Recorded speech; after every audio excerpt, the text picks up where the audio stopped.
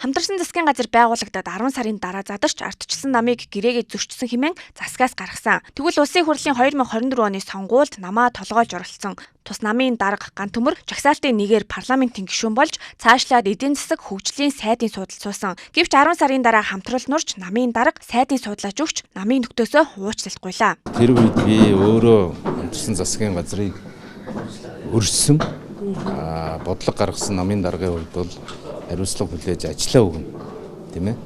Намын даргын ажиллаа өгнө. Энтэй уялдуулаад үндэсний бодлогоороо ойрын үед хуралдаж одоо байгаа дүрмийнхээ хүрээнд асуудлаа шийдэх учиртай. Хамтарсан засгийн газар буюу бид бол хизээч урваагүй. Монгол Ардын намын дарга ерөнхий сайд оюун эрдэм бол хизээч урваагүй. Хүн намын даргад орж ханд бол хизээч урваагүй. Харамсалтай нь одоо бидний энэ эх он жилүүдэд одоо хүндэрч байгаа сорилт бэрхшээлүүдийг давж гарахын төлөөх үйл хэрэг болвол зарим нэг одоо талцал дуртай хуучны Ардын намын бодлогод бол нийцээгүй болов уу гэж бодож байна. Энэ бол бүтгэлэг шүү.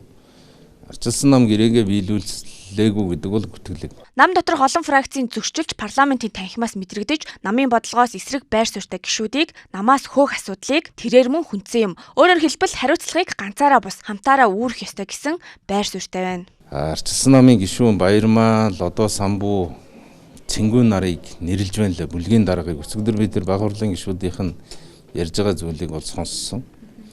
Манай гишүүдийн илэрхийлж байгаа байр суурь бол намын байр суурь ерөөсөө биш. Намын байр суурь бол улс төрийн зөвлөл одоо үндэсний бодлогын хороогоор л гардаг. Ер нь тэгээд цаашдаа бол энэ жагсаалт гэж юу юм бэ гэдгийг сайн бодмоор юм байна. Намынхаа шийдвэрийг бол хатуу баримталдаг байж чадах хүмүүсээ бол парламентод оруулж иж улс төрийн нам бодлогоо хатуу барих юм байна. Тэгэхгүй бол жагсаалтаар орчоод эн чинь одоо зүгээр намынхаа нэрээр л гишүүн болцсон хүмүүс шүү дээ. Надаас ихсүүлээ тийм ээ. Тэгээд намынхаа нэрээр гишүүн болчоод тэгээд намынхаа бодлогыг сөрөөд ямар нэгэн байдлаар ажиллана гэдэг бол энэ их буруу жишг.